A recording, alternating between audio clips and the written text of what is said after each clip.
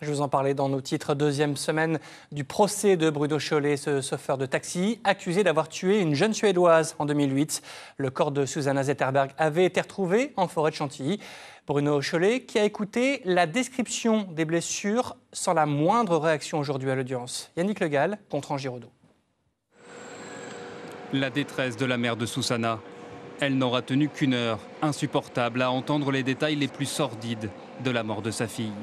Poignardée à la poitrine, visée en pleine tête à bout portant avec un revolver, aspergée avec 3 litres d'essence et brûlée. Il est évident que tous ces détails soumis aux experts quant à l'examen du cadavre, à la manière dont il a été brûlé, à la durée qu'a été celle de l'agonie de cette malheureuse jeune femme, constituent des points qui sont insupportables pour la famille.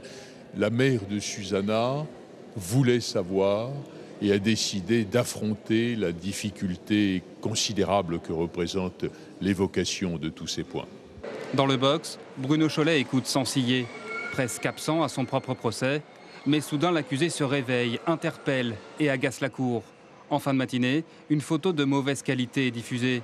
C'est celle d'une voiture prise sur l'autoroute A1 le matin même du meurtre. Et Bruno Chollet en profite pour tenter de semer le doute dans la tête des jurés. J'ai posé une question à mon client. Est-ce qu'il y avait quelque chose de particulier sur votre toit? Et il a dit oui. Il y avait un toit ouvrant qui était noir, fumé. Et il y avait également, vous savez, ces galeries qu'on voit or sur la photo qu'on a vue du véhicule et qui était en grand sur l'écran de la salle d'audience. On a bien vu que ce véhicule-là était blanc, n'avait pas de toit ouvrant noir et n'avait pas de galerie. Malgré des preuves évidentes, Bruno Chollet nie et à réponse à tout, l'accusé répète inlassablement la même chose, être victime d'un complot. Demain, des experts graphologues vont tenter à leur tour de dresser une partie de la personnalité de l'accusé.